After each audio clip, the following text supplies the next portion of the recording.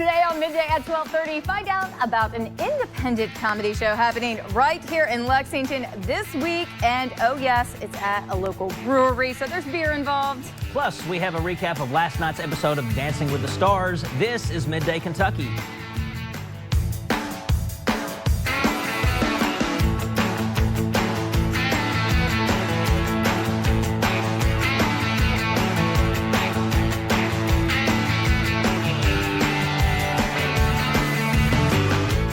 Good afternoon, happy Tuesday, most importantly, happy October. Thanks for joining us on Midday at 12:30. I'm Amber Freeman. And I'm Adam Banks. Yes, you can see behind us, it is Breast Cancer Awareness Month, so we are going to bring awareness to the issue and hopefully have some pieces on how do you prevent, how to take care of it, and how to take care of yourself all month long. And of course, we have some great sponsors.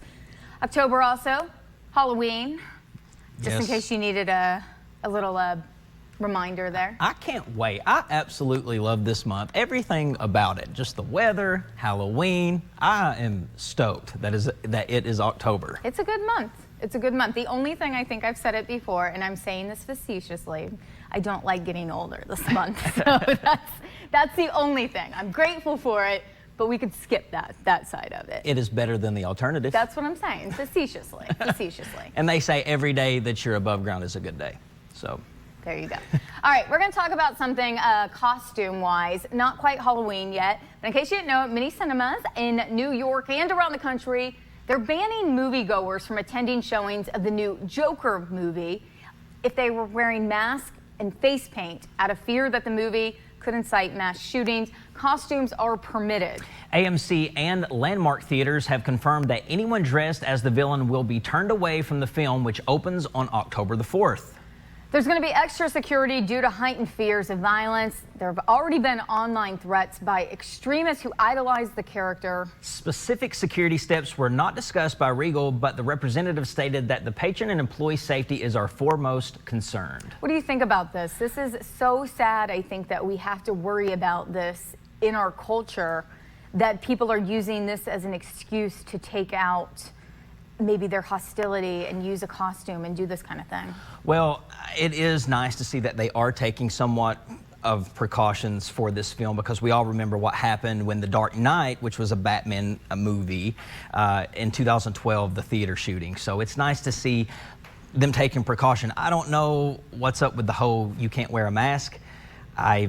It might be because people seem to get in character when they put on costumes, when they put on masks. I know before, when I've dressed up, I really indulge myself into that character. So I don't know if it's something that people are psychologically diving themselves too much into the character. Maybe that's what they're thinking. Well, the movie shooting that happened in Colorado that you're talking about, I covered the sentencing of that, and it was horrific while I was out in Colorado.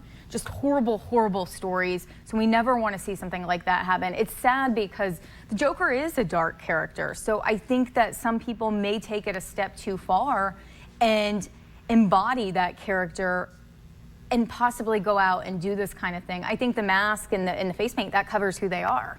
It does. And you know, you mentioned that it's sad that it's in our culture.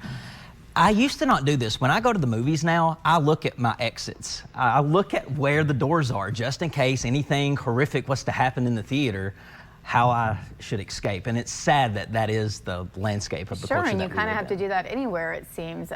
But let us know what you think about that. Let us know if you're going to the movie. Let us know if you're going to dress up as that character as Halloween, because we're going to talk some fun stuff now, because it is the first day of October. Halloween is the last day of October, but maybe we'll give you a couple Halloween facts every single day. It's one of the most celebrated American holidays, but there's a lot of things you guys might not know about it. To get you up to speed, we've rounded up some Halloween facts that are scary good. We only have time for a few, so maybe we will do these throughout the month. All right. Your pumpkins that sit on your porch, yeah, we didn't always use pumpkins. Apparently potatoes were what were originally used to make jack-o'-lanterns on Halloween. I don't know what kind of a light you put in those. Right, I mean, jack-o'-lantern is the mascot of Halloween. I couldn't imagine anything else. Well, you gotta think back. The Americans are what used the pumpkin. Over in Europe, and think about it, in Ireland, they have potatoes. UK, they grow potatoes. I don't know how big these potatoes are. I don't know if they're small, but maybe they were really good carvers. Would you enjoy a potato spice latte? I don't even like pumpkin spice lattes. All right, here is another one. It says Americans buy enough candy each Halloween to fill up 6 Titanics. Those are my people. Yes. This should go on every week, says all the dentists. Isn't that crazy? And it evens out to where you round it out that each person eats about 2 pounds of candy Halloween week. Because people are buying candy not just to give it out. There's good deals on candy, so people are just taking this opportunity to fill up their candy jar. Listen, if any of you have kids, and this is the non-creepy, this is 100% non-creepy, I will take your kids trick-or-treating. I will... John, I will go through their candy and eat what you don't want them to have. That's not creepy. That didn't sound creepy at all. All right. We're just gonna go to number 3 now, and then we'll go to the rest throughout the month. Trick-or-treating stopped during World War II. Not shocking, right? No, that was a hard time, so I don't think that it was anything. I think while there was not peace going on in the world. Well, they were rationing sugar as well, so Okay. they were not eating 2 pounds of candy or filling Titanics at that time. That makes a lot of sense. We'll have more some Halloween trivia for you throughout the month. But for now, stay tuned because we have a Dancing with the Stars recap coming up after the break. That's right, Hunter Lau with Arthur Murray Dance Studio is here. He's going to break it down. This is Midday Kentucky.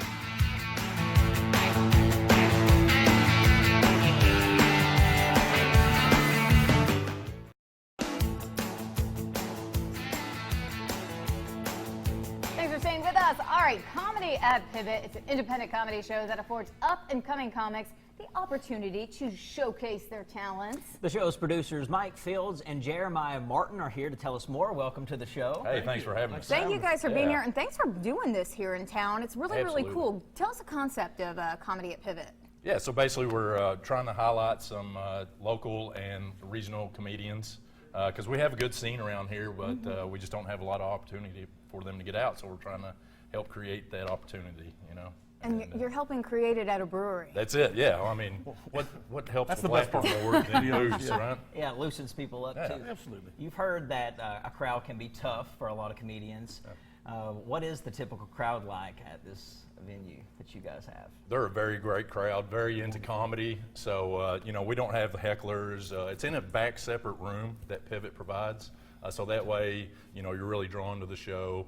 And we have really good crowds there. We actually have some people that show up every show we have. Like, we're starting to have regulars for like the last 7-8 months. Really? Missed a show since. Well, that says a lot right there because they can go get beer anytime, but they don't get comedy. That's it. Not as good as the Pivot though. It's free. Let's talk about that. Yes. Make good financial decisions this year and go see some free comedy. You know. Free is good. Yeah. We're able to keep it free because we get some local sponsors. This show's Pops Resale. Is going to be providing the money to help pay for Stewart to come, and so we're very thankful to have them on board. Very cool. Supporting local comedy.